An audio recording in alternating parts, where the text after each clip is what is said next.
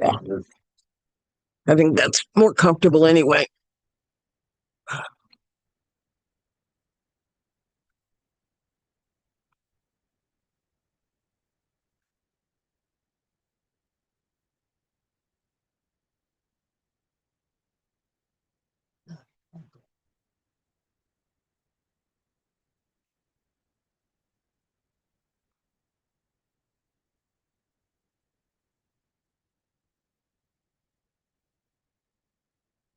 You found, I mean, you saw your Bose thing.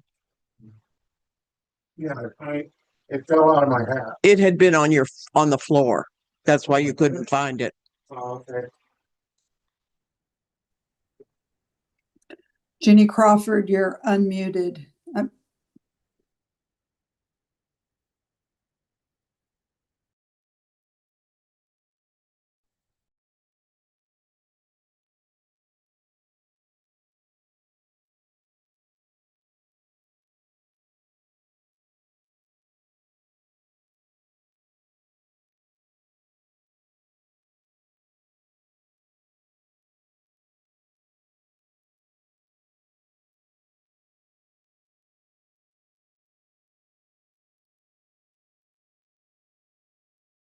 Testing, testing, testing. Can you hear me? Testing, testing. I believe so. Testing, testing. Yep. Printer today. Testing, testing. Is much better.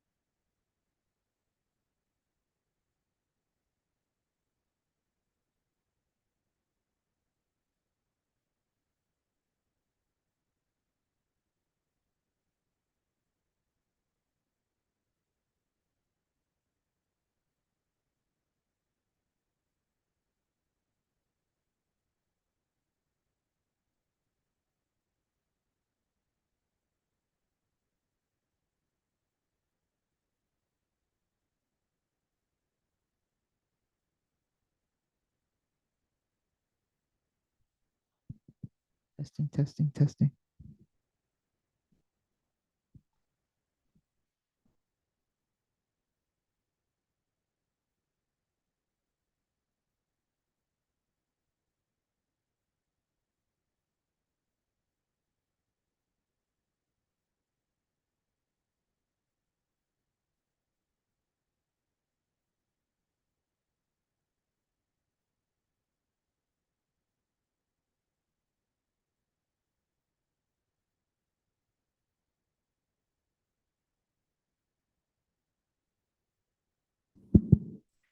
Actually, in honor of our visiting Tibetan sisters, do people want to know how to do a Tibetan bow? These are really hard in Theravada robes, but we can try. um, should we lead as best we can, Venerables, or would you like? That would be great.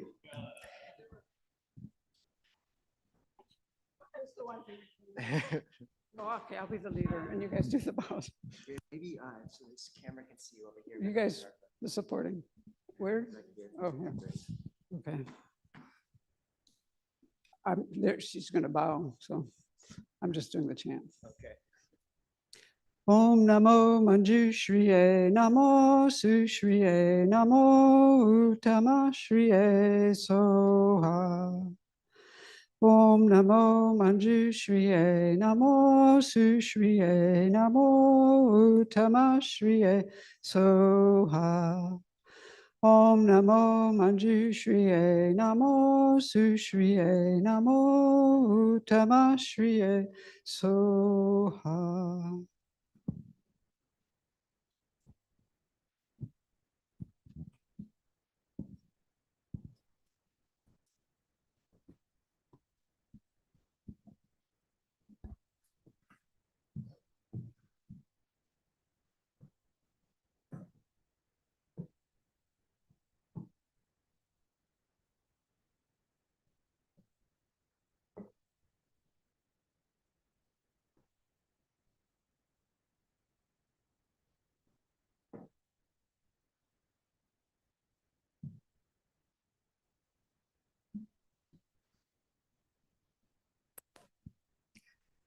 How's the volume? Okay, good. So, this is a surprise. I think we actually did know, but may have forgotten. But okay, no, it's a surprise, genuinely. This is Venerable Tarpa and Venerable Pema. Tupten Charpa, Tupten Pema, and there are sisters from Servasti Abbey over on the east side of the state, north of Spokane near Newport. And I've known Venerable Tarpa since I was 15 or 16 years old, I think. I grew up just about an hour and a half from Servasti Abbey, and it was a key component in my journey to robes. And it's such a blessing to have you two visit us. And we invited them a bunch to sit up here with us, but they said they'd like to be on vacation today. So, and this is Anne Marie. Mary Grace, it's completely wrong. Mary Grace, I'm sorry. And what's your name again? Julie Ray. Okay. And two longtime supporters of Sravasti as well who live in Seattle. Yeah.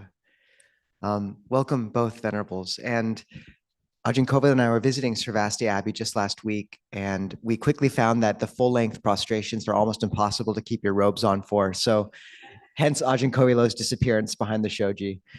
Yeah, good. Okay, so a few announcements. First, just as many of you know, it's been a busy few months. We had Venerable Bhante Rahula come, Venerable Longpor Jundi. We had the whole almsgiving ceremony.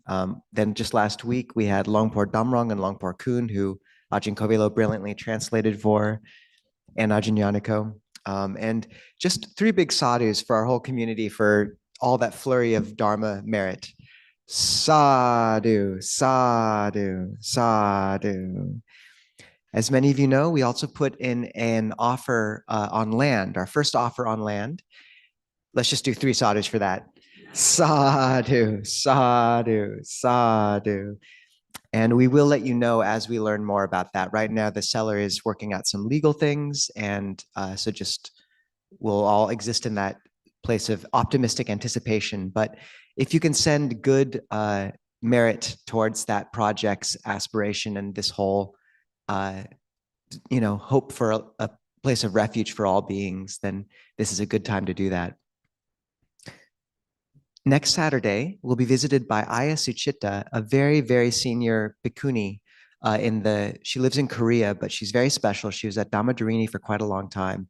And she's visiting the area at Pasadi Vihara for about a month, and Parayana as well. So she'll be with us next Saturday. Additionally, tomorrow, Ajahn Kovilo and I will be doing a co-led retreat with Seattle Insight. You can find the details on the website. That'll be in the afternoon. We're going to be teaching with Tuare Salah, so it'll be really, really fun. Sims has been a key friend to us from the beginning and helped sow the ground in which Clear Mountain is growing, and Suze has been a big part of that, as has many others. Additionally, Sid is now an American citizen. There he is. Okay. And 3 big sadhus for that too. Sadhu, sadhu, sadhu. And before I turn it over to Ajahn Kovilo, just to say, my proxy parents from Spokane are here, Sarah and Charlie, who knew me since I was a wee lad of about 10 years old. So thank you for coming, you two. Great to have you. Just 1 or 2 more announcements. So yesterday was the first day of the Theravada Range Retreat. So it's a 90-day period, and we'll talk about it a little more after the meditation. But with that, we've moved just temporarily to Glenn has opened up a space for us to use. So thank you very much, Glenn. Maybe 3 more sadhus for Glenn. Glenn, sadhu, sadhu, sadhu. Okay, and we will, in honor of that or celebration of the Vasa, it's called the Range Retreat, in a week from Monday, we'll start up our 7 hours of Zoom meditation again. So at least Juanita will be happy to hear that. So, okay. And so let's all chant together. So on page 81 of the chanting book, you'll find the verses of the training code. And try just as best as you can to chant along with the Pali and the English. Page 81. Sabapapa sakaranang, not doing any evil. Kusala supasampada, to be committed to the good. Sachita pariyodapanang, to purify one's mind. Etam buddhana sasanang, these are the teachings of all Buddhas. Kanti paramang tapoditika, patient endurance is the highest practice, burning out defilements.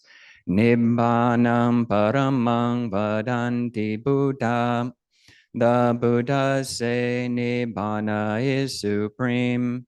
Nahi pabhajito parupagati, not a renunciant is one who injures others. Samano hoti parang vihetayanto, whoever troubles others can't be called a monk. Anupawado, anupagato, not to insult and not to injure. Patimoke cha sangvaro, to live restrained by training rules. Matanyuta cha bhatasming, knowing one's measure at the meal. Pantancha sayanasanang, retreating to a lonely place.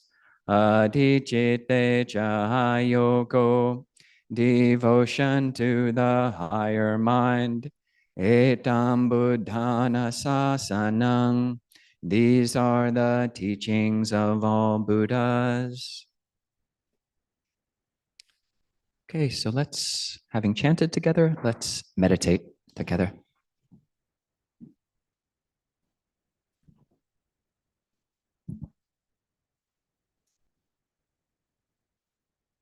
So 3 steps.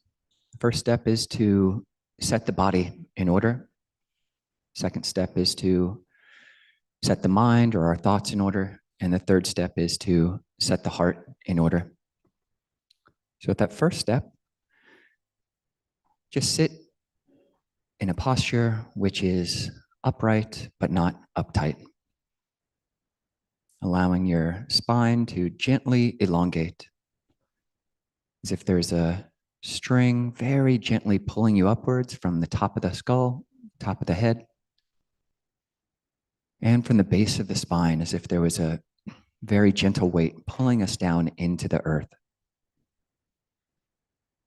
And with this elongated upright spine, you can take that as a central pillar and allow all the rest of the body, all the internal organs, all the muscles, all the tendons, everything else can just relax. It's like all the coats that just hang off of the coat rack.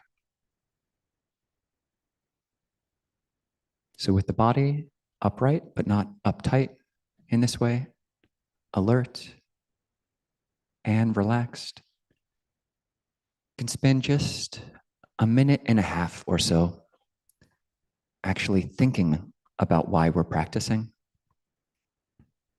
We can spend the first 30 seconds or so just asking ourselves, what is our long-term goal for practicing, for coming here this morning, for meditating?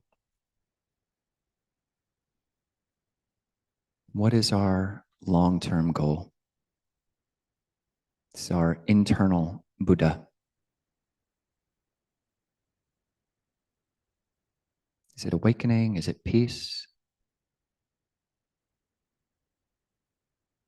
And really asking yourself and listening, what is our long-term goal for this session? And now dedicating this next 15 or 20 minutes to that long-term goal, to this inner Buddha. And for the next 30 seconds or so, just genuinely asking yourself, what is my present moment goal for this practice? Why am I here right now? Why am I doing this? Could be to be with whatever it is. Could be to cultivate a quiet mind. So ask and listen to this internal Dhamma. What is my goal for the present moment? And in dedicating the next 15 or 20 minutes to that present moment Dhamma goal. And then in the next 30 seconds, just asking ourselves, what is our internal Sangha goal? What is our relational, our communal goal for coming here? What is our broader perspective for why we came here? Could be to be nicer to our families, to bring more peace into the world. Whatever it is, ask and really listen. And then dedicate the next period of meditation and really the whole morning to this internal Sangha goal, our love goal.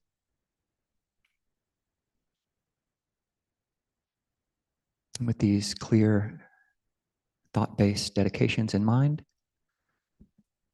we can come now to our heart practice, much less cerebral. So here, suggest everybody just try to stay with the breath. This is an underutilized, underpaid attention to resource that we have, that we always have. And it really can become a good friend. And to help us pay attention, you can actually add a meditation word or a meditation mantra. For this period, feel free to be with the breath in whatever way you choose, or experiment with this traditional mantra of Bud on the in-breath, Do on the out-breath, Dham on the in-breath, Mo on the out-breath, Sang on the in-breath, Go on the out-breath, Buddho, Dhammo, Sangho, knowing the full extent of each and every in and out breath as kindly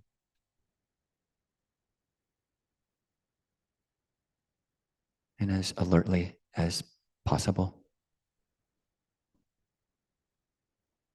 And when the mind runs off,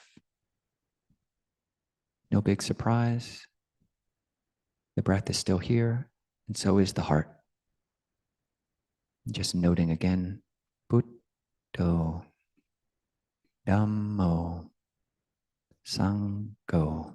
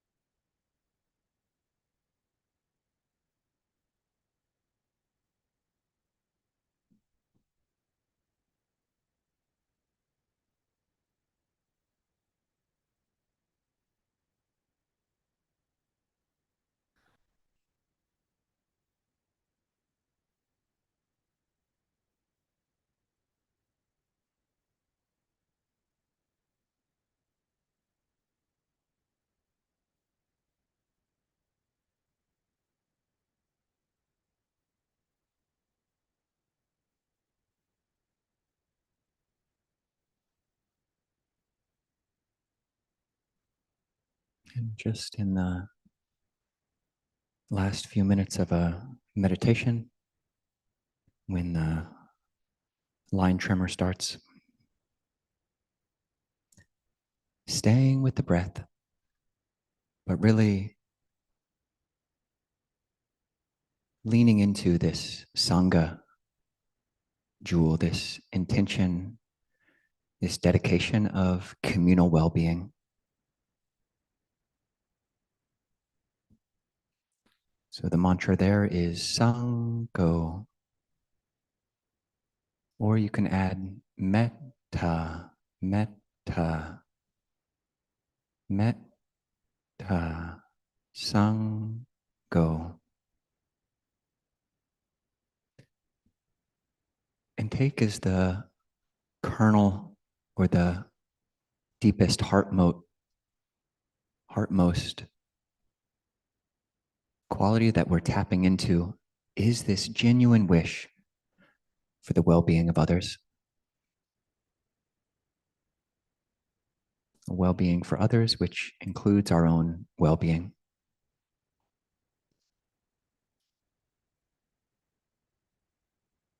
And just allowing the softness and the kindness of that intention to allow your attention to expand.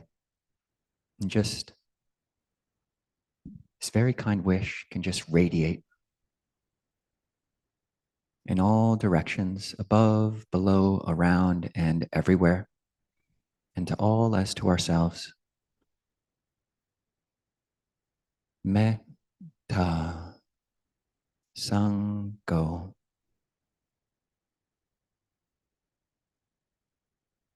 May all beings be well. May all beings be happy.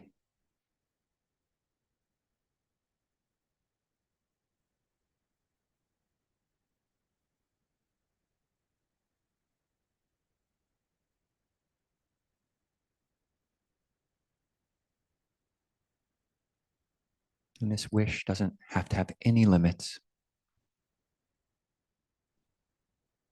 That radiance can just start from our center, from our heart, expanding in every direction.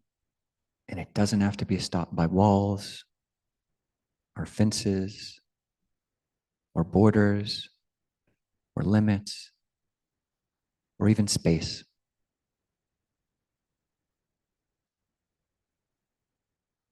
Metta Sangho. May all beings be well. May all beings be at ease.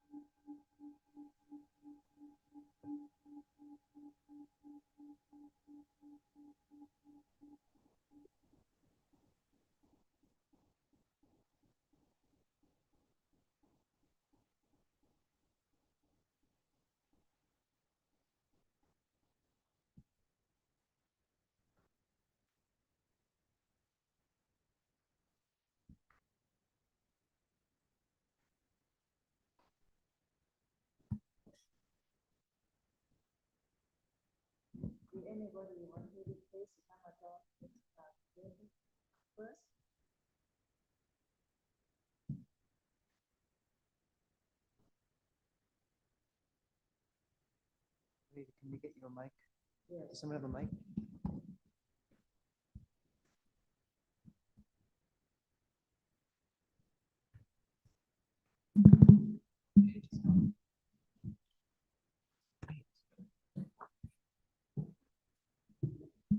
Hundred 24.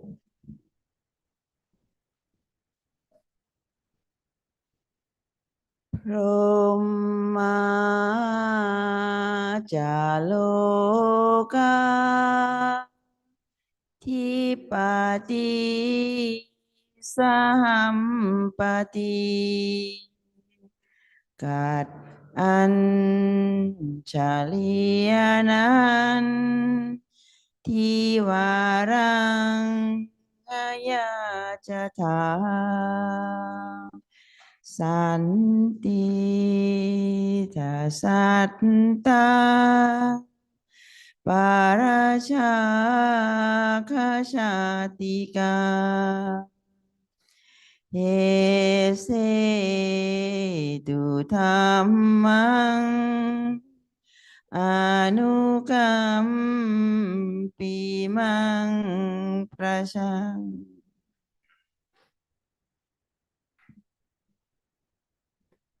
นะโมตัสสะภะคะวะโตอะระหะโตสัมมาสัมพุทธัสสะนะโมตัสสะภะคะวะโตอะระหะโตสัมมาสัมพุทธัสสะนะโมตัสสะภะคะวะโตอะระหะโตสัมมาสัมพุทธัสสะบุตังธัมมังสังฆังนามาสามิ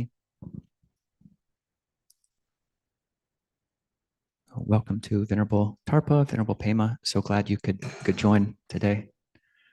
And it's very nice to see everybody else.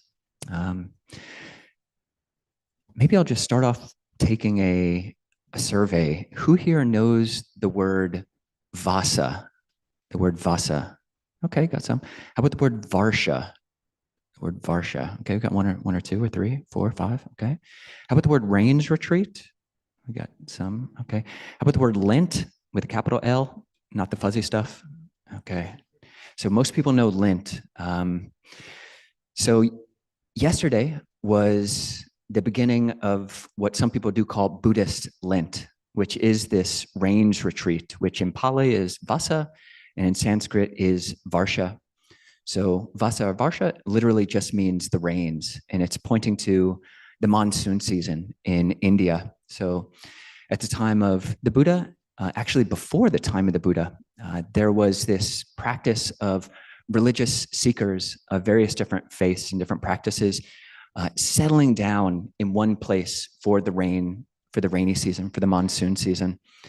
Because if people are out walking around, they might destroy other people's crops. So it was seen as inappropriate for wanderers to, even though that there's a lot of walking that we do, a lot of pilgrimage that monastics in different tradition do, you have to settle down even from before the time of the Buddha for these 3 months of the monsoon season. And the Buddha took that practice on and kind of instituted it for all of his monastics, is that for 3 months of the year, during this period from the full moon in July, roughly, to the full moon in October, monastics have to settle down and not travel. And there's a principle in Christian monasticism of stability, where you basically determine to not go anywhere. You stay at the same monastery. In Christianity, that's like for your whole life as a monastic. Whereas in Buddhism, it's really just held as for specifically these 3 months of the rains retreats. We don't go anywhere. We practice being with each other, not just running away. So this has been practiced since the time of the Buddha, and we continue to practice that today.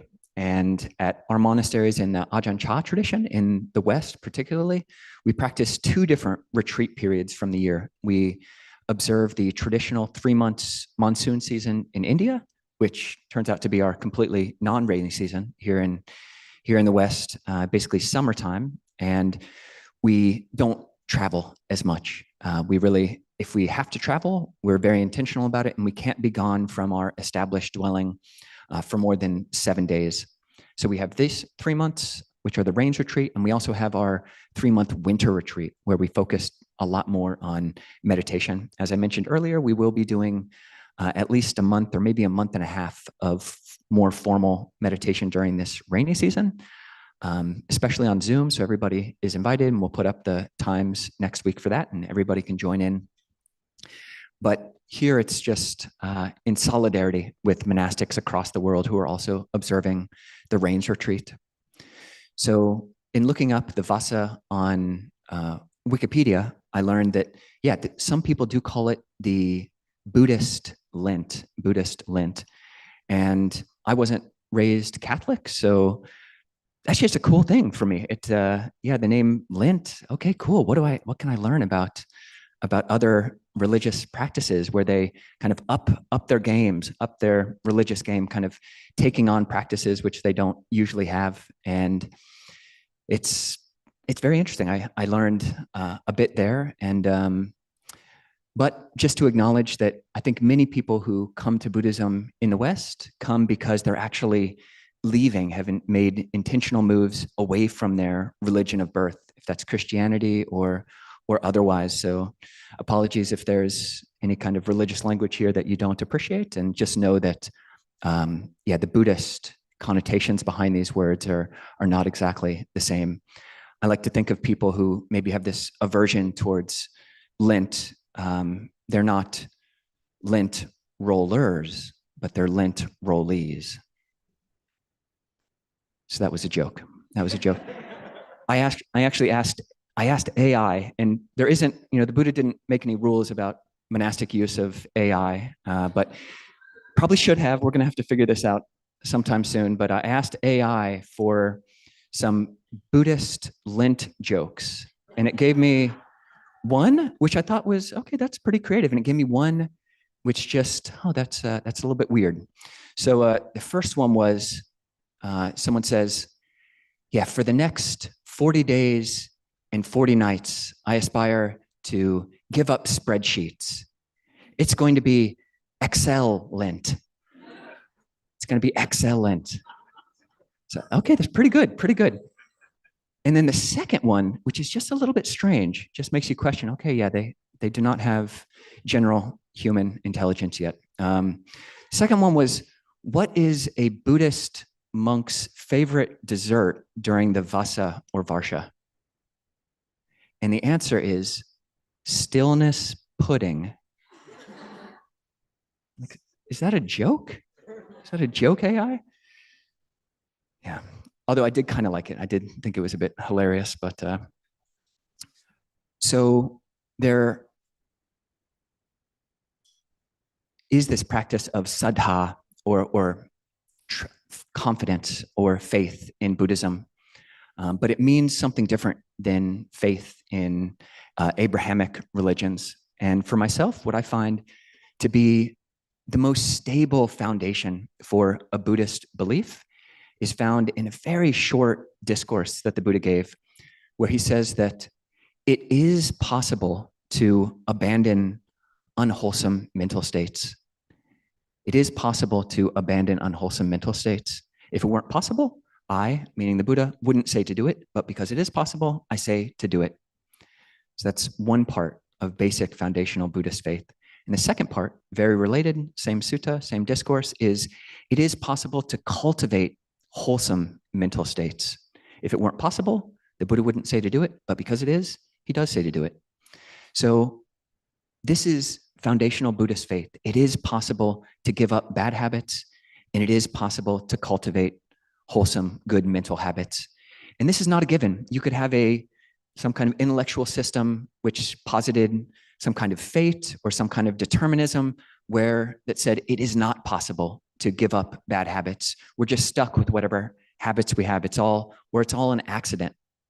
Whereas in Buddhism, we acknowledge that it is possible to cultivate good habits and to give up bad habits. So that's just a great belief to have. And ultimately, you can't actually prove that one way or another. That's why you have to acknowledge that on some level, it's a faith. You're taking on this belief that it's possible. And more we corroborate, we add evidence to this working hypothesis of Buddhism. Okay, I have cultivated good habits in the past, and I have given up bad habits. At one point, I used to smoke, Virginia Slims, bad habit, but then I gave it up. Other bad habits, whatever we're able to give them up. It is possible. And really tuning into that, because it's also the foundation of a negative or the depressive mind, is to say that it's not possible to cultivate mental states. It's not possible to give up unwholesome mental states. That's at the root of depression. It's when you don't have this foundational faith that it is possible. So talking about habits, because The traditional practice during these 3 months of the range retreat, especially in Theravada countries, but I think also in other Buddhist countries, is to specifically take on new habits or to set up some kind of intention. So at the beginning of this year, we had our yearly New Year's Eve vigil, and then we gave a talk on atomic habits, Buddhist style. So a very good modern book by James Clear called Atomic Habits, and talked about how we can use this framework of making the good habits that we want to take on as obvious, attractive, easy, and satisfying as possible. And today would like to continue this practice of talking about Buddhist habits somewhat in the context of another great modern book on habits called The Power of Habit. So this book came out before Atomic Habits, and it really is, there are a lot of principles which just dovetail completely or just totally analogous with Buddhist principles of wholesome habit creation.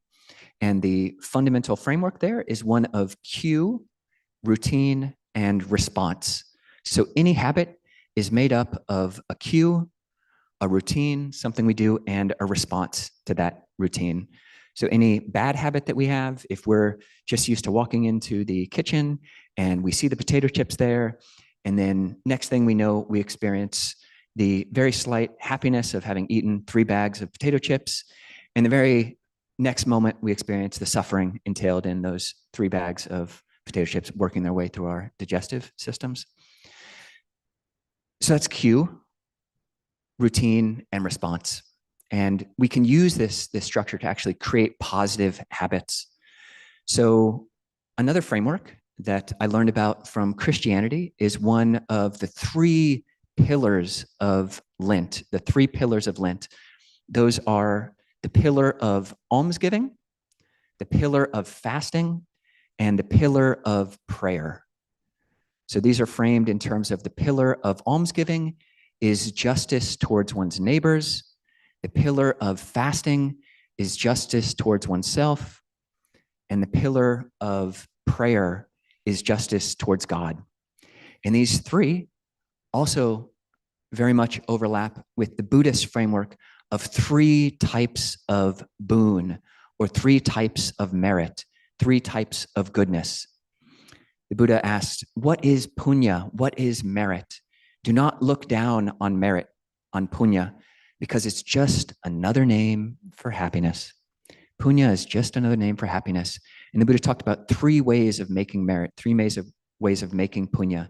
That is the merit made through generosity or dana, which is like this pillar of almsgiving, the way of making merit of punya through keeping precepts or sila, which is like fasting from various different things, and the way of making merit through bhavana or meditation, mental development, literally cultivation, bringing into being wholesome mental states, which is somewhat akin to the Christian practice, at least in its best form of prayer, the pillar of prayer. So how can we create good habits? And I would really encourage you, as the rest of this morning goes along, and even as I talk, to think about, we've got 89 more days of Buddhist Lent, 89 more days of the Vasa, of the Varsha, of the Range Retreat. And it's just always fun to up your game. It's just always fun to figure out where we're kind of loose in our practice and where we might be able to tighten up the strings if it seems like our instruments are a bit out of tune, if it seems like we're not completely resonating in harmony with the people around us or our own highest intentions, tuning our effort. So if there are ways that we're slack in our practices of generosity, of precepts, of meditation, of mental cultivation, how can you turn those up for the next 89 days, the next 3 months, the next 12 weeks? How can you intentionally bring some intentionality to these different areas of your life, if you indeed do see that these are useful things to be paying attention to? And really, when you frame it in those Christian terms of almsgiving, fasting, and prayer, they seem very religious, and they are in a Christian context. But the practice of generosity, of ethics, morality, general integrity, and of mental cultivation, really those don't have to be religious at all. These are good things for anybody to develop. You notice the beauty in yourself and the beauty in others grow when you see that, oh, that guy, that girl, that person is really good at being generous. That person, I can trust them because they can trust themselves. They have a real solid sense of integrity. That person can sit quietly in a room alone for periods of time, more than 6 minutes. And that's impressive. That's impressive. And I want to be more like that.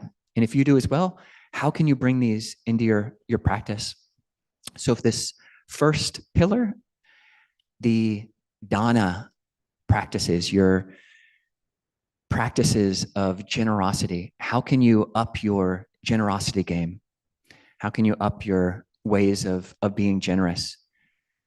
And there are many traditional ways that people will do this in Buddhist countries. So people might say, actually, I just learned about one in a Korean context. One of our Korean Buddhist Zen teachers, Ponyim Sunim, he actually encourages his students to take on a practice of giving, I think it's $1 a day to whoever. Just be generous, $1 a day.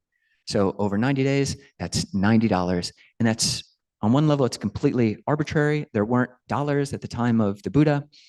Inflation, I'm not an economist. I don't want to try to figure that out. But yeah, so it's not religiously mandated, but what can you give? If you see that it's beautiful to give, how can you institute this in your life? And can you wake up and do something generous? So $1 a day dana practice, a dollar a day dana challenge. Can you do that?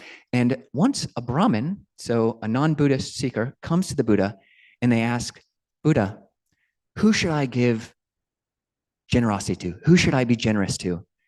And you might think that the Buddha said, oh yeah, give it to me, give it to all my people, give it to the Sangha. But the Buddha doesn't, because he was a genius.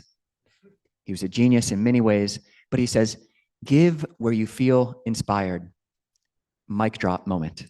Totally awesome answer. Give where you feel inspired. What a great answer. And that's really where you should give. And the Buddha then continued, was asked, where, when I give, will it give great fruit and great benefit? And the Buddha continues by saying, that's a different question. You should give wherever you feel inspired, but giving to, say, people or causes which, when you give to them, increase your own wholesome mental qualities, giving to people who themselves are generous, organizations which then give to other beings, other people, giving to people who themselves are have an ethical sense, who can meditate, organizations like that. So basically giving where you feel inspired and to inspiring organizations and people. And once, another story from the Buddha time, there was once a very sick monk on his deathbed who basically had some form of dysentery, basically covered in their own excrement. And at this time in this monastery, there was no one looking after this monk. So the Buddha learns about this, and he himself, he says, Ananda, let's go to this monk's hut. And he and Ananda, his personal attendant, go to this monk's hut and themselves start washing and cleaning off and looking after this sick monastic. And the teaching that the Buddha gave at this occasion in Pali is, Yo mama upatako so gilanang upatahetu. Yo gilanang upatati, so mang upatati, which means whoever would look after me should look after the sick, and whoever looks after the sick is looking after me.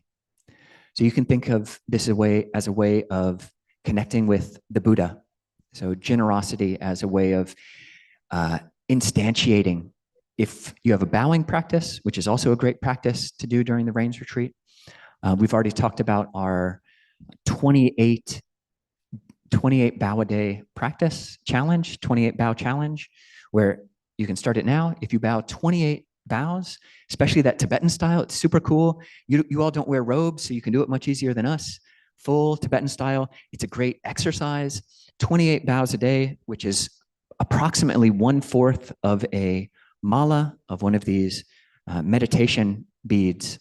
So this is 108, and 1/4 of that up to the first spacer bead is 28 beads, and you just bow 28 times a day. You do that for a full year, and that's 10,000 bows. And that's kind of cool. But you could do it for the range retreat as well, bowing a certain number of times. And I think if you bow 12 times a day for 90 days, that's a bit over 1,000 bows. And somebody can check my math on that, but don't think about it too much. Mostly talking to myself right now. How can you up your generosity game? How can you up your generosity game? How can you instantiate your respect for the Buddha, for this principle of awakening? So how can you give in your life during the next 90 days, 90-day generosity challenge, giving away, giving up? It can be to your family. We have monastics, we have monks and nuns who are totally dependent for their food on people giving. So we've got, Ajahn Nisabo and I are going alms round pretty much every day during the weekdays. You look on our alms calendar, we've got the Pasati Vihara Bhikkhunis in Olympia, the Parayana Vihara Bhikkhunis in Port Townsend, and just go and once a week, can you go and offer a meal to monastics? If you find monastics or the practice of meditation inspiring, once a week, can you find a way to give? And it is good, the Buddha said, to give with your own hand. Giving with your own hand is really beautiful. And you can do this if you're giving a gift. It's so easy these days to order things on Amazon. Unfortunately, didn't get this talk in last week because yesterday was Prime Day. You missed it, everybody. You missed Prime Day. But still, you can still order things on Amazon. And rather than having the gifts shipped to the person who you're wanting to give to, especially if you're a compulsive buyer and you just buy a bunch of things for yourself, it's so easy. Just slip someone else's name into the address line rather than yourself. And then that itself is generosity. And then even one step further, knowing that you want to give to somebody, put your own address into the address line, receive the gift, open it up, package it, and then give it to someone else. Up your generosity game. Give with your own hand. How can you do this? How can you instantiate your respect for the Buddha, for generosity? How can you have a bigger heart and realize the beauty of giving? 90 days. I will pause for 12 seconds just to allow you all to think about that.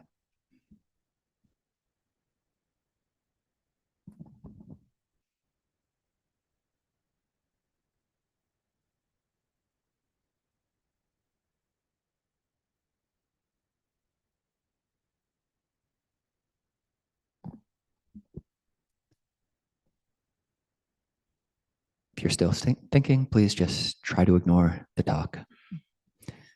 So for me, in that little bit of time, for the next 12 weeks, the next 3 months, it might not seem like a big thing, but the Buddha said, if beings knew the power of generosity, they wouldn't eat. They wouldn't eat without first having given. So for me, I'm going to say it out loud because that's a good forcing function. Saying something out loud is kind of, you got a bunch of accountability buddies. Like any of you could now ask me in the next 3 months, did you do this thing that you're about to say, Kovilo? And I would have to say either yes or no, depending. But in this principle of giving something away before you eat, this is called in Pali the saraniya practice, which means a practice which leads to being endearing, or a practice which leads to a practice which is worth remembering, which leads to harmony. So for the next 3 months, every day I'm going to try to give some piece of food away before I eat it. And if you've got a family, if you've got a spouse, that could be feeding your spouse just one bite.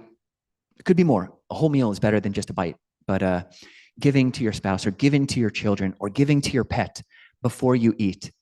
And yeah, it's just a good way, shifting from the me focus, from my own mouth focus to the mouths of others. So I'll try to do that. And maybe all of you can find some way to do that, or even composting, because there are beings in the compost. I can give away one slice of banana before I eat the whole banana myself. just put it in the compost, because with the thought, the Buddha continued in that vein. If beings knew as I knew the power of generosity and sharing, they wouldn't eat without having given.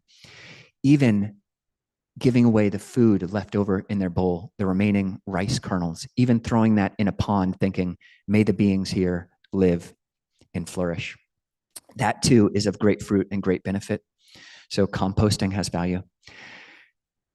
And there are these other practices, the other pillars of Lent, of Buddhist Lent, that is the boon, the merit, which can come from having a moral sense, from being very clear about your sense of integrity. You can print out the 5 precepts if you want to take those and recite them to yourself. Memorize the 5 precepts. Memorize some chant from this chanting book. You'll be surprised that in a religious book like this, you'll look through it and you might be very surprised that everything in here is very cool and not too uncontroversial and very reasonable and really awesome. Check it out. Don't take my word for it. Check it out and then see if you can memorize something from that book if you see that it's useful. Memorize it. See if you can chant the 5 precepts every day, or once a week, take the 8 precepts. Can you not lie on a bed? That's the 8th precept. Can you not eat after noon? These are challenges. Most people think it's not possible, but monastics, lots of people, non-monastics, prove that it is possible to go without food. We've been doing it for 15 years, not eating after noon. It's totally possible. And then you learn that there are workarounds, like we can drink juice and we can eat dark chocolate and gummy bears. But at any rate, find what you can give up. Find what you can give up. How can you up your morality game? How can you up your integrity game? This is the Dhamma. The whole Dhamma is one of training. It's called a Virya Vada, a teaching on of effort. There is a place for effort in practice. And then the final pillar, the pillar of prayer. How do we bring bhavana, this way of increasing merit through cultivation of the mind? Can you meditate more for this upcoming period of 4 or 5 weeks when we have, so actually every day during the Vasa, we have 3 hours of meditation that we already do, starting already. Go onto our website, check it out. It's totally free, just on Zoom. Join in. You don't have to say a word. In fact, you're force muted, so you can't say a word. But join in there, and you've got a bunch of people just sitting there quietly with you. And it's just, if you happen to open your eyes, you got a bunch of sweet people sitting there just with their eyes closed and a great group support. So increase your meditation game. Can you meditate for 5 more minutes than you're used to? Can you push yourself beyond your limits? And almost certainly you can. So looking for ways to do that. And for the next 90 days, if you meditate for 112 minutes every day, then that's 1,000,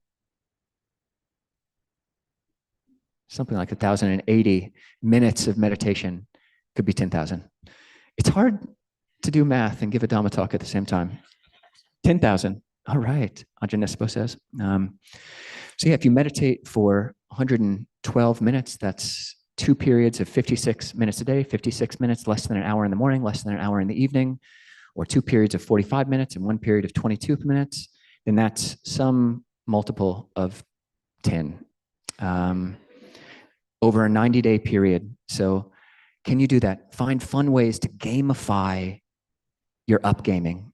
Find ways to gamify your Buddhist practice, because that'll make it fun. And there's no reason why our Buddhist practice can't be fun and can't be engaging, because we want to be in it for a long haul. It's not just the case that being generous and having solid integrity and a list of rules and things that we really can trust ourselves by, and being able to sit quietly in a room. It's not just the case that those are beautiful for 90 days.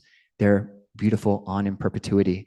And you can see it when you have visiting monastics like Lumpur Kun, Lumpur Damrong, just the halo of their 50, 60 years of practice just shine through their face. And you can see it in our venerable sibling monastics and anybody who's really given their heart to the Dhamma.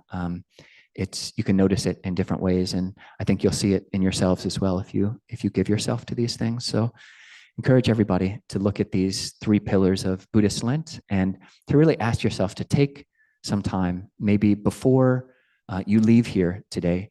And we will have a potluck, and maybe even during the potluck, encourage people to ask each other, oh, that talk that Ajahn Kovilo gave, that was such a good talk. He is such a beautiful person.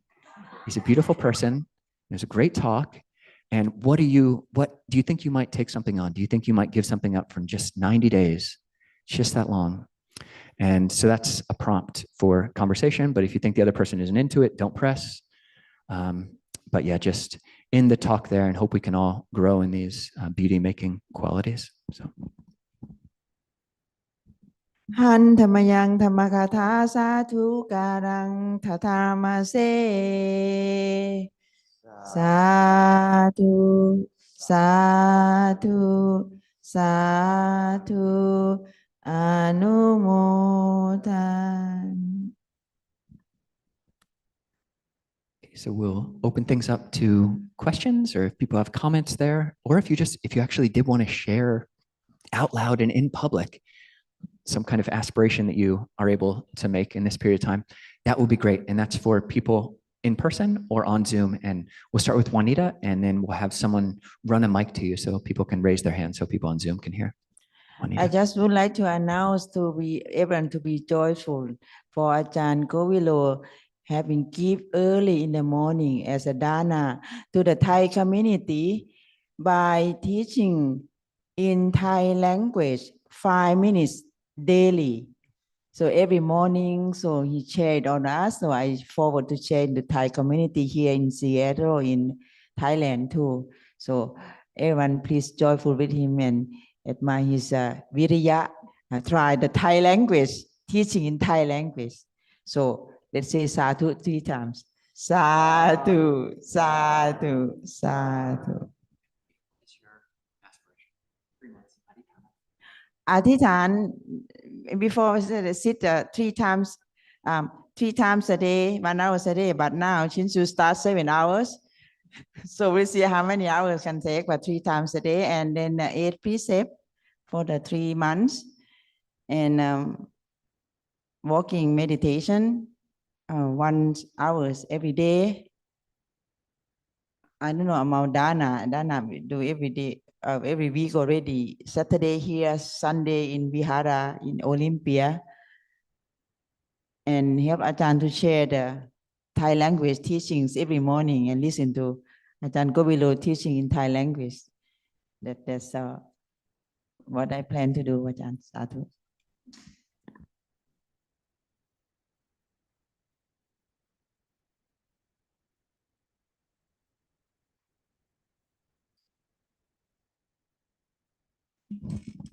Do we have a replacement mic runner for Miles, by the way? I can do it.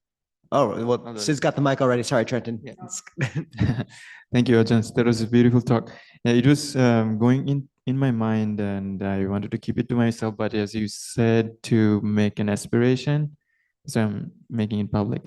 So I was wondering, whatever our Ajahns' personal needs, next 3 months, I would like to financially support that. If there is any, just let me know. I would be more than happy, and I'm very grateful for you guys for all the wonderful things you do. Thank you, Ajahn. I'm the mic runner. Thank you for that beautiful talk, and you're a beautiful person. I really like this idea of the foundational faith and the fact that we can let go of unwholesome habits and we can cultivate wholesome habits. To me, that is so practical. And, you know, it's Buddhism to me is very practical about a way of living to bring more wholesomeness. And sometimes people talk about, oh, you know, you want to achieve enlightenment. And that to me, well, yeah, but that kind of almost seems beyond my reach. But being able to cultivate a wholesome mind state and letting go of unwholesome mind states, that's just, to me, just wonderful. And I am so grateful that Buddhism kind of provides very practical strategies to do that. So thank you so much for bringing that up.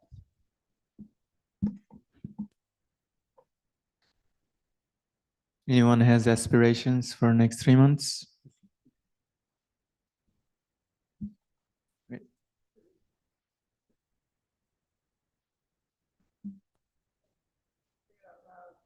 just say less the mic.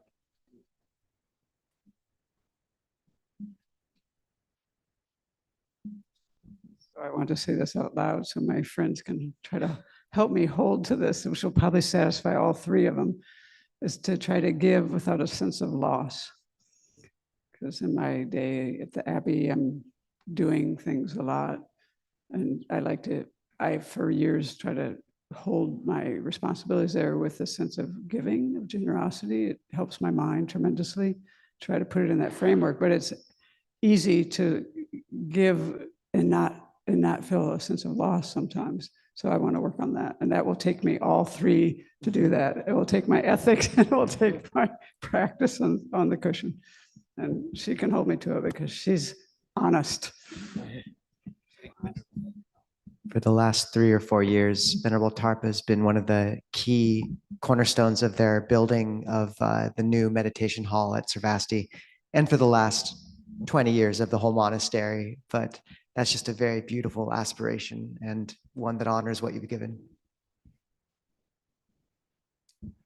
I aspire to write a note to somebody every day, a note of appreciation, love, or gratitude. Thank you, Charlie, right? Thank you, Charlie.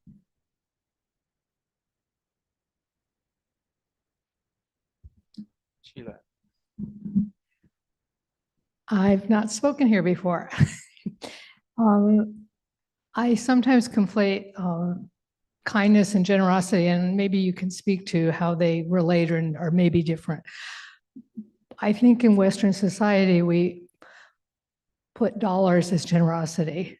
And I have been striving for a long time to make my generosity be giving of myself and my resources, my knowledge, my friendship, my acknowledgement on the street to people. So I just wanted to throw that out there.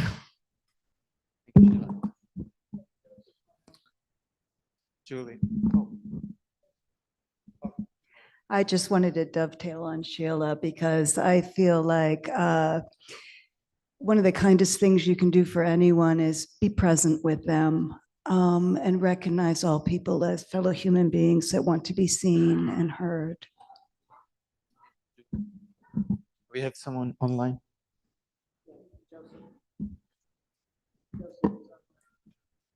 Joseph. Thank you, Venerables. I feel inspired from now until Joseph, the I end think of... you're muted. Oh, hello? Can you hear me? Try again. Hi? Hello? We should be able to, Joseph. Give it another go. Oh, Mary, too. We can hear him. Actually, I don't know what's going on. It might be on our end, the speakers. Checking. Joseph, give it another go. Hello? Give it another Virtue? go, Joseph. Virtue? Nope. It says muted. Let's we'll hold up on the Zoom people for now until we figure that out, I think. Soleil? Oh, just a second. First Zoom, Joseph or Mary. Give it another go. Virtue? Virtue? Gotcha. We can hear you, Joseph. Go for it. Virtue? Good. Okay. Feeling inspired from now until the end of the Vasa, as well as I'm able, may I encourage, approve, and praise the abstaining from non-virtue and cultivate compassion, empathy, and exquisite tenderness. And for one day, at least once a day, compose a blessing of kindness.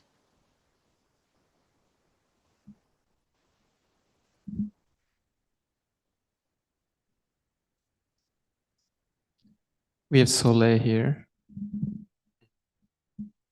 Blessings. With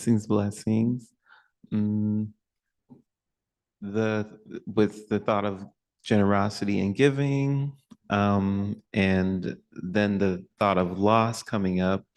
It's funny because in the past recent days, yesterday I had a thought that love is all about loss, because when you lose something or someone, it hits different. So we love and continually check in and give to preserve and keep what is there so that we, I guess, keep the life there rather than it being lost. And then also, I think I heard someone say something about companionship and how, like, I think they've done studies where children who don't have their father in their life, the thing they miss the most is just their presence. Even if, they can't, their dad was in like the war and got injured and stuff and can't play the same way, presence. And that just had me think about Buddha too. Like sometimes, like if I don't feel I have the Buddha with me to be able to have like that generous spirit, I find prayer and meditation as a form of like upping my dose on the presence so that I know that the presence is in and through me. So yeah, blessings. Thank you, Sir. The Buddha, who here has read the love languages, the 5 love languages? So those 5 actually have a rough equivalency in the Buddhist canon to these 4 kinds of, is it giving? Sanghahavatu? How do you translate that in English? Basis for harmony, something like that. And it's material gifts, kind words, quality time, and equality, something like that. So yeah, just noticing if where you get stuck up is the giving of time. That is often where we're most impoverished, and therefore it's where we should most give. And that's really a key understanding. And there's an interesting sutta called the Quail, where the Buddha says that if the Buddha says to give up something, even a trifling thing, and one does not give it up, then it can bind one and be a large fetter, just as a rotting creeper might bind the leg of a quail. Whereas if one gives up something, even a large thing, after the Tathagata, the Buddha, has said to give it up, it is like it is no fetter at all, like a strong bull elephant would snap a leather band, and one shows love for the teacher. And just this idea, like during this Vasa, often there's these little things that on the surface, they don't seem that large, but they're the thing you constantly debate over with yourself. Like, should I do this? Should I not? Should I stop drinking? Should I not? And even though on the outside, it might seem just like a rotting creeper, nothing at all, for you, you know it binds you. And the Vasa is a great time to really just cut the creeper. Like for 3 months, can you just make the determination to not drink, to give up porn, whatever it is, those little things which are binding us all deep down. Not that one specifically. I'm a monk, but this is all recorded. But really taking into account this chance. And yeah, and also to be a bit cautious, maybe give yourself a week-long test. We had a monk who determined to fast the whole 3-month Vasa, and after the Vasa, he disrobed and became a chef. So just in proper measure, people.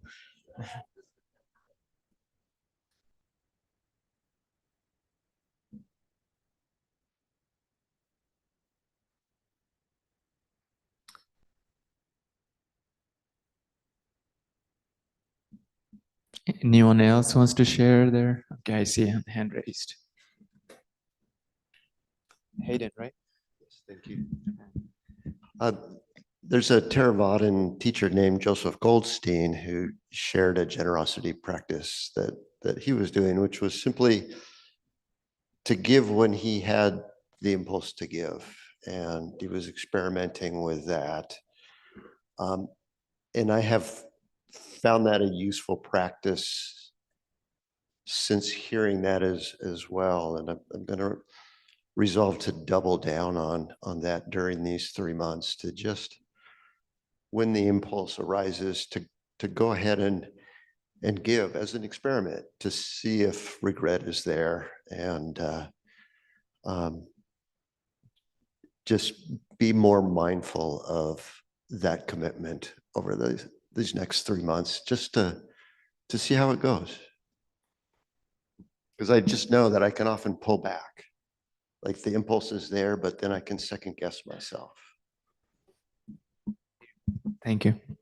with giving without that sense of loss. There's a teaching by the Buddha where he says that when the house is on fire, the vessel salvaged will be of use. So when this life is on fire with birth, aging, and death, that which is given is well salvaged.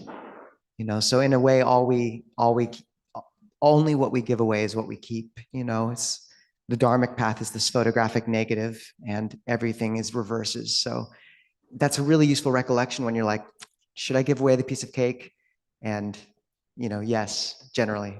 So it's a beautiful teaching by Joseph Goldstein. We do have time for one more question or one more determination, depending on what comes up.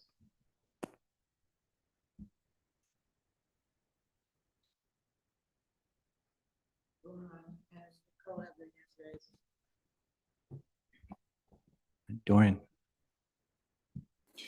Oh, just a quick question. I wanted to echo the thank you for sharing that teaching about faith, definition of faith, giving up unwholesome things and cultivating wholesome things and believing that it's going to work. Which sutta is that from? Is that the Saddha Sutta? It's in the Anguttara Nikaya's 1 or 2.15 or something like that. Yeah, I can look that up and let you know. Thank you.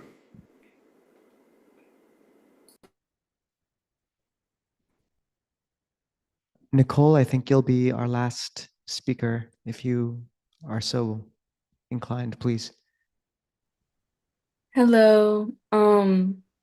For me, these next 3 months and just forever afterwards, I want to focus on cultivating patience and not letting, my initial emotional reactions guide my responses or words, actions. And I also want to meditate more. I believe you guys said that there's like 7 hours a week meditation thing going on. I don't know if you could talk a little bit more about that. Yeah, you can go on the, thank you, Nicole. That's a great intention. And yeah, on the Clear Mountain Monastery website, you'll see on the calendar every day, there's 3 hours starting off. It's been that way for a while, from 4 to 5:30 every morning, 12 to 12:30 every midday, and then 4:45 to 5:45 every afternoon. And then a week from Monday, we'll start 7 hours a day, and we'll put up the calendar at some point in the next week. So yeah, join any of those. It's a great way to force oneself to practice if you want to do that. Thank you.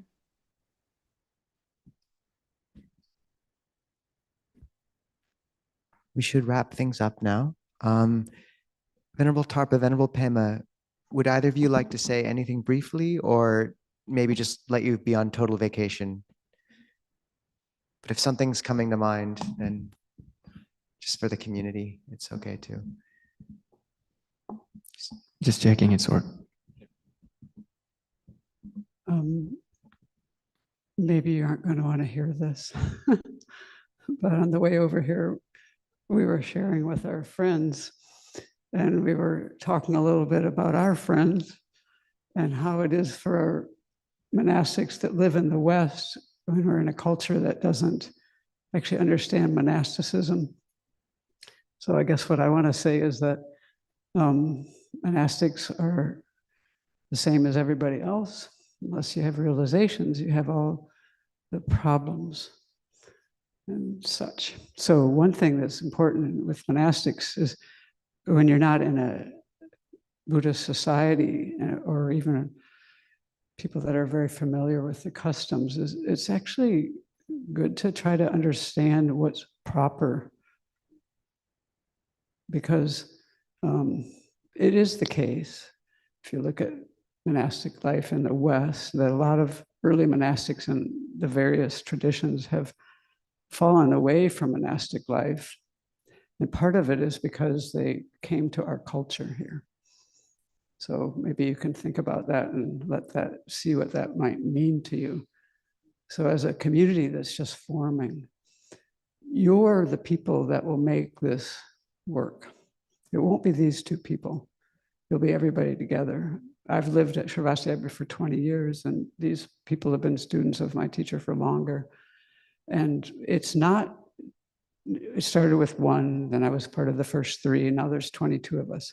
It's not us 20 some people that make the Abbey work. It's the support of everyone all over the place. It's all the little things. And that's the most beautiful thing about the Abbey. And it will be the most beautiful thing about this organization, I think. It'll be all of you. And so knowing how our culture is so bereft of some things and so inundated with other things that aren't suitable for monastic life, I would just ask you to know that what you do matters, and it will make all the difference to this organization. That deserves 3 big sadhus. Sadhu, sadhu, sadhu. Thank you, Venerable Tarpa, Venerable Pema. Thank you, Ajahn Kovila. You're a beautiful monk, and that was an amazing talk. And I will accept a piece of food which you give away. Maybe. They said it. There's really only 2 of us in that basement. I don't know who's going to give it to. And I'm gonna be fasting when you're eating. I don't know what, are you gonna like, it's like a gummy or like, we'll figure it out. Glenn's there too. Glenn's there. Glenn? Good. All right. Good. So really rejoice in you being here. And like Venerable Tarpa had noted, this is whatever's manifesting here is on very deep currents, much deeper than I think we can see. And we see these brief moments of it cresting into a land offer or a large ceremony. But I think we all felt ourselves swept on something much, much deeper and historic, involving the Fourfold Assembly, involving the Sangha coming to the West, and in times which are dark in so many ways. And just knowing we're all part of that, we all feel swept along in those same currents, and we'll have a role in stewarding those currents together. So it's a gift for Ajahn Kovila and I to be here with all of you as well. And thank you, Sravasti. You're not a small piece of that by any means. I think we want to celebrate today. And what we usually do is instead of 1 day a week, instead of our usual spreading of merit and bringing up those who are in difficulty, we celebrate. So today we had Cheryl, our dessert deva, cook a bunch of gluten-free and vegan cake, which is also really delicious. I did try it for all of you. So if it's your birthday this coming month of July, it's the beginning of July still, or earlier in July, if you can come up to the front of the room, or if you have something else to celebrate, and that would include Trenton's, if you can come up so we can celebrate your role in AV, as well as Sid for citizenship. I believe we just had a marriage. If people can be bold and come up to the front, we're gonna have you all line up here, and we'll need a mic for people. And what we'll do is just go down the line, and once a month, we just like to take a chance to kind of celebrate those in the community. So please come on up. I know it's a little embarrassing, but you got to let us embarrass you once a month or once a year, maybe. And what we'll do is we'll pass the mic down the line, and Chia will just show on camera and just say if it's your birthday, what day your birthday is or was, and something you're grateful for this last year. And if it's not your birthday and you're celebrating some other reason, tell us what you're celebrating and something you're grateful for. And the same goes for you on Zoom. Feel free to raise your electronic hand and we'll go over to you after the people in person. So Sid, and oh, if we say sadhu for everyone, it's way too many sadhus. We're already at that limit. So Anjali, and then at the very end, we'll do a big sadhu for everyone. So Sid, would you like to pass the mic and begin with yourself because, well. Yeah, thank you, Ajahn. It has been a long time, and finally I became a US citizen. Very happy. I absolutely love this place and very happy to be an American. And just one thing I wanted to say is Juanita is one of my favorite people here. And today she was mentioning one thing that we need more young people to come in the morning to help bring stuff downstairs. So yeah, just passing this thought, if you people wants to fulfill Juanita's wish, more young people needed around 8:30. Thank you, everybody.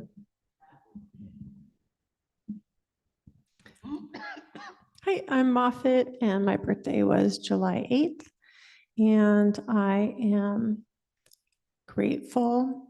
What comes to mind is for the love of my family, and especially my mom, and wanting to recognize her generosity and avoid any mother-daughter irritation because I really am grateful. Thank you. Hi, I'm Alex, and my birthday was July 2nd. And what I'm grateful for is being part of this community. People can make Anjali after each, and I'm writing everyone's birthday down, so you can talk to me afterwards. Hi, my name's Marty. My birthday is July 27th, and I just celebrated 6 years sober. Thank you. My name is Lindy. My birthday is the 28th, and that makes me a combination. I'll be 72 on that day. That makes me a combination of a snake in the Chinese astrology system and a Leo in the Western system. And that's a pretty volatile combination. I tell you, gets me in lots of trouble.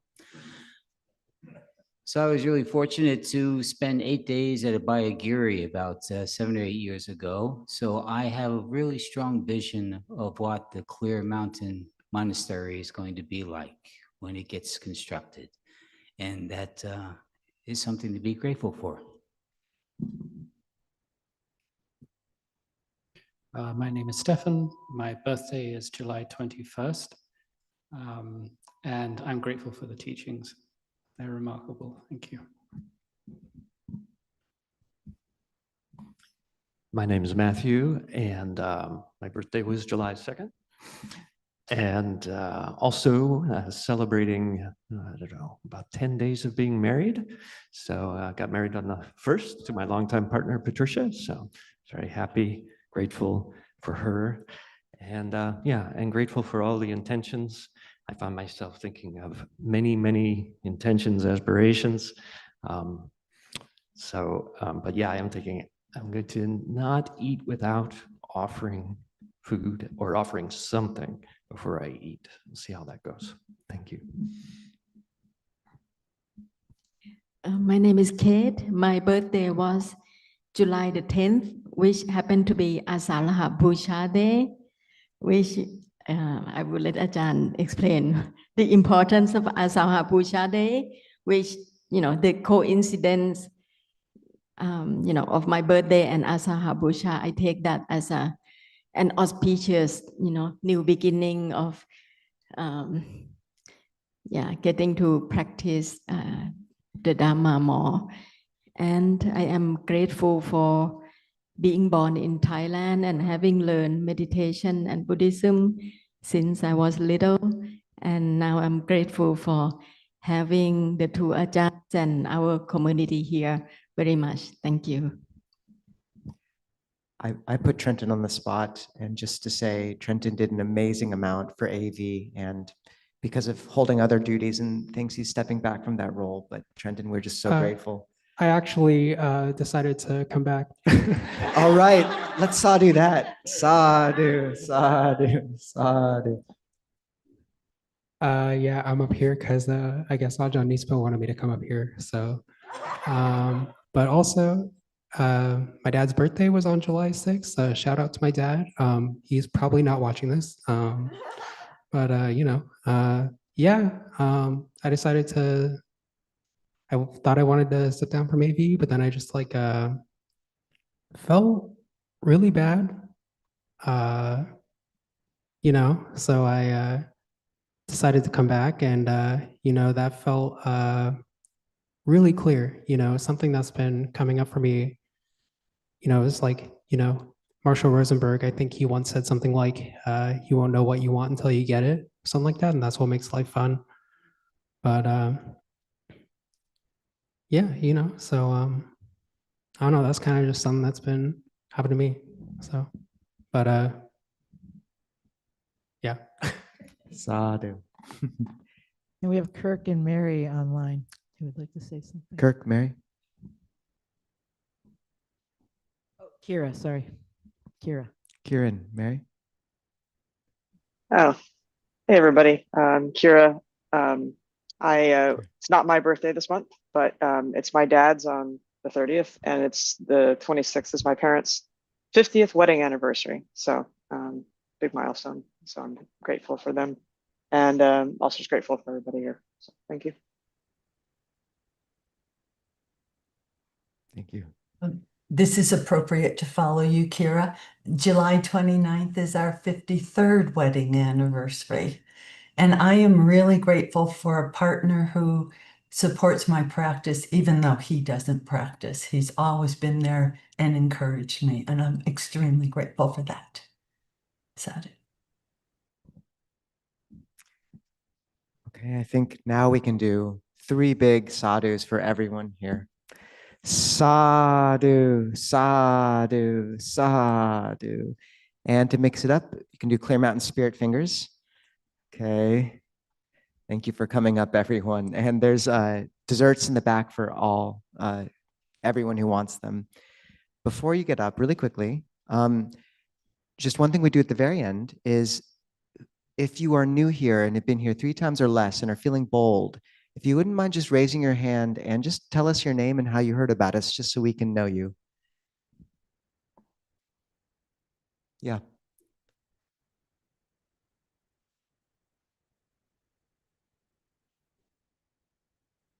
Welcome.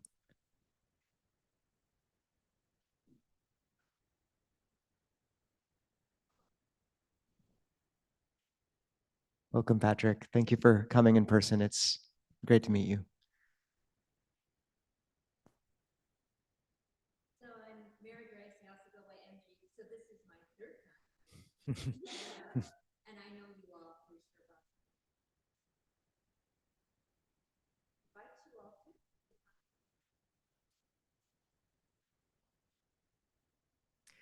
I second that. It's 4 or 5 hours. It's really a refuge area nearby. Thank you, MG. Sarah.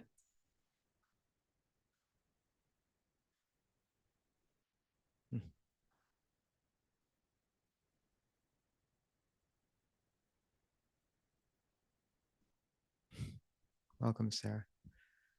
Charlie.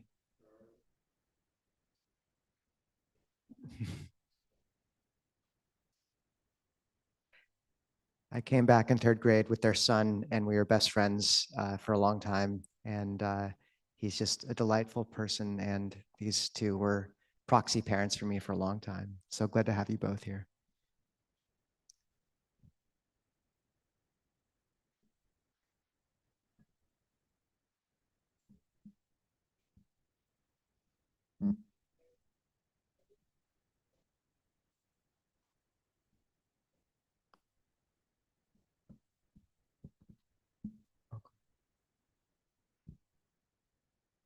One in the back, please.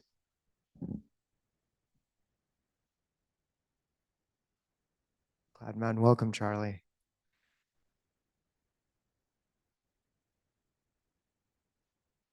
Okay. So many of you will know how we usually just end is people can feel free to share a meal together. Try to get a name tag if you haven't yet, so people can know who you are. It's in the back. As most of you know, monastics in our tradition don't touch money. Everything here is freely offered, including the books in the back. Please feel free to take some. Feel free to ask this Charlie about his Halloween shenanigans, including popping out of piles of leaves at unsuspecting neighbors. That's important. And we encourage people to speak with the first person the first person you speak to, try to have it be someone you have not talked to before as well.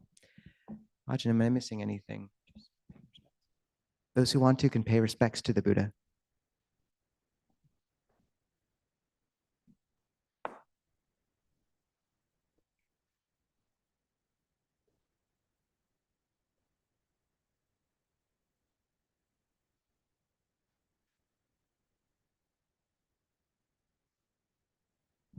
And wave a goodbye to